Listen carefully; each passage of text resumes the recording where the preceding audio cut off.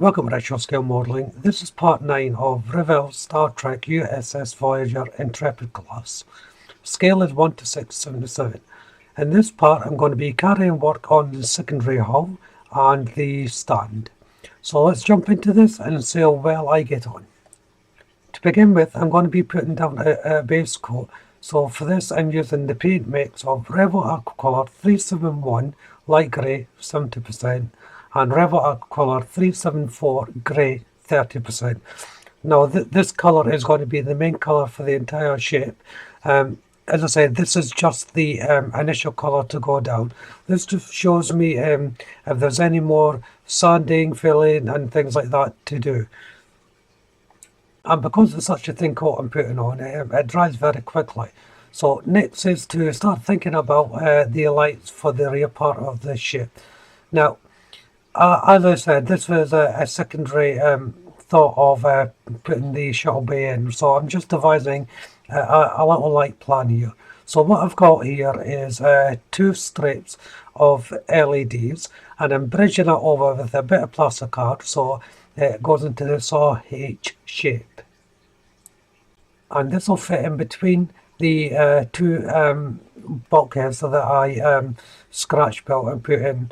Now, because of this is actually going to act as part of the main lighting system as well for the secondary hull. So it's worked out quite okay. To wire it up is fairly simple, although it is quite intricate work. It's a bit difficult to wire the 2 of them together because I'm bridging over. The contact points on these LED strips are not great, so you do have to be quite careful. But as you can see there, I've got 2 bridges, one negative, one positive, going to each strip.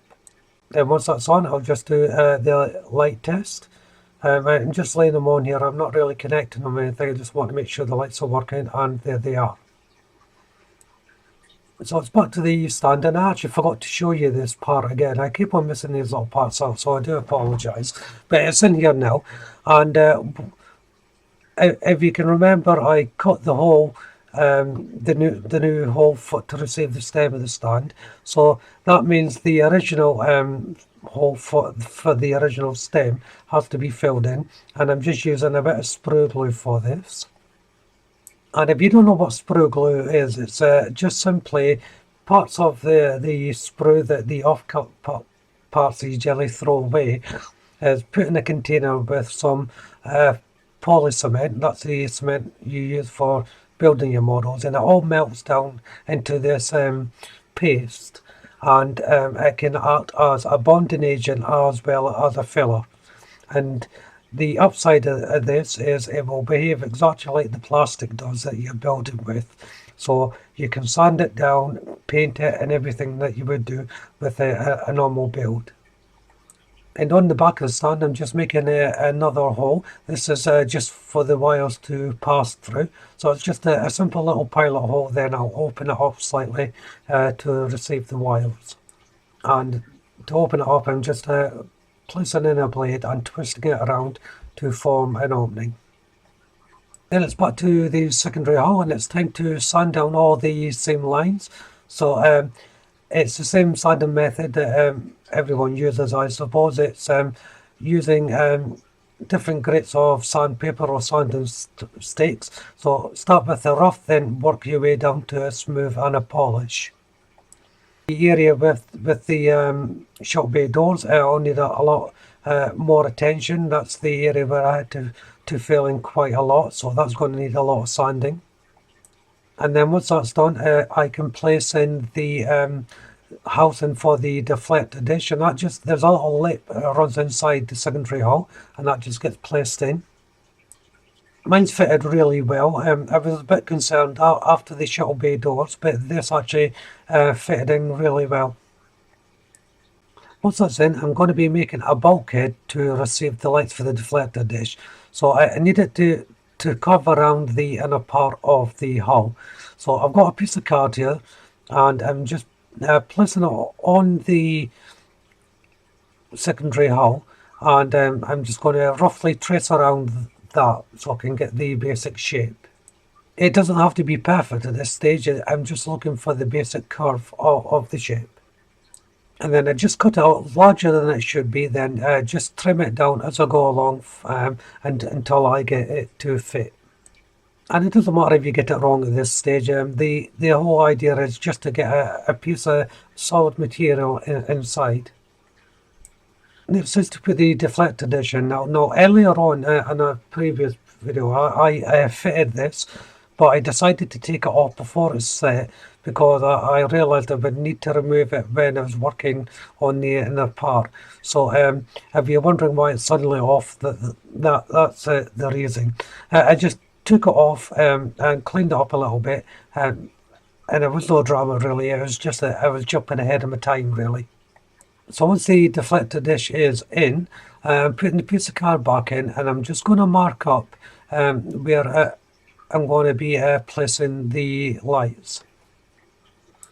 So as you can see, I've got two little pencil dots there. That's where the lights are going to go, and I just need to punch a hole into this card. So in order to do this, I've put in a bit of electrical tape first of all on one side, and then I'm just going to make my hole. And then I'm going to do the same for the other side. The reason why I didn't put the tape on both sides straight away was because I need to see where the hole is. So once the hole is done on one side, I put the tape on, reverse it, and then just poke my blade through to make the hole on both sides. I'm then placing two 3mm LED diodes through the hole, just the wire, so the LED will be fitted direct to the card. And once I've got one hole, one wire in, I'm making a secondary hole for the next wire, so the positive and negative, and that will then give me the exact distance between each wire, so the light fits flat. Now, as before, I've already wired these up. I didn't see the point of showing you to how to wire an LED again, so these I done off camera.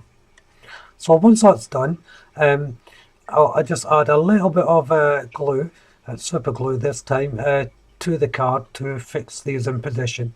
On a slight correction, I said 3mm LEDs, these are actually 5mm. And once the lights are through, I'm just going to add another piece of wire onto these stems. So I'm putting an extension in effectively. And once the wires are together, I'm just soldering them in the normal way. Obviously, be careful that you don't go too close to the card, or you'll end up burning the card. And I should say as well, when I'm adding these extra lengths of wire, I'm making them a lot longer than they actually have to be. This just gives me a lot of more room to work with once everything's in place. And once it's all secure, I'm just light testing to make sure the lights are coming on, and as you can see that they're working fine. So next is just to put some sheaths on to the wire to protect the bare wire, well, the exposed wire.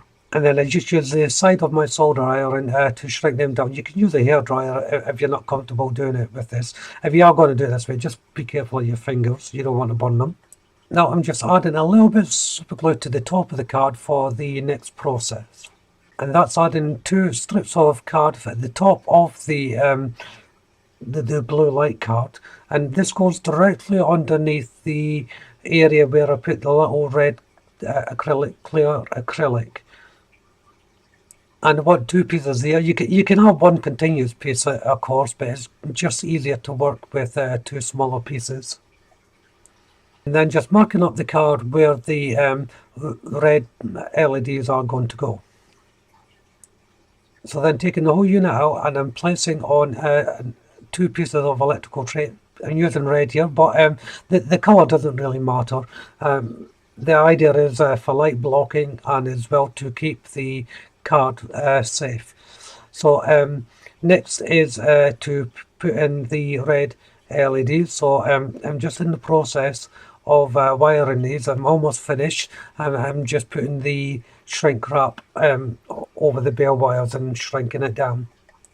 And then I'm putting the whole thing back inside the hull just to test for fit, as well as to make sure I'm going to be placing the red LEDs in the correct location. And these LEDs will be secured with a little bit of super glue. So when I put the LEDs on, I'm actually only gluing the sheath part of the LED, and it should line up directly behind the clear acrylic piece that I placed in. So now I've taken the unit back out and I'm connecting all the wires together, so making sure the reds stay together and the black stay together. So that's positive for the red and neutral for the black. And then the light test to make sure both set of lights are going to be working. So as I keep on saying, every time I do something new, I'll test the light to make sure both are coming on. So there we go, both lights are on now. And before I put the unit in, I'm just adding a little bit of filler on the outside. Now this is not really necessary, but just in case I've got any light bleed before I put it in, I'm just doing a preemptive fill as such. And all that's left to do is to place the entire unit inside. And this is where I'll bring part 9 to an end. Once this is in, I'll do a light test to make sure everything's working, of course. So if you haven't done so already, why don't you go and check out the channel for my other videos. And while you're there, hit the subscribe button if you don't mind. And if you do, make sure you hit the notification bell. That way you'll be kept up to date, not only with this build, but all my future builds as well, of course. Hit the like button. Don't be afraid to leave a comment. And of course, you can share the video. But for now, thank you all very much for watching. Bye bye.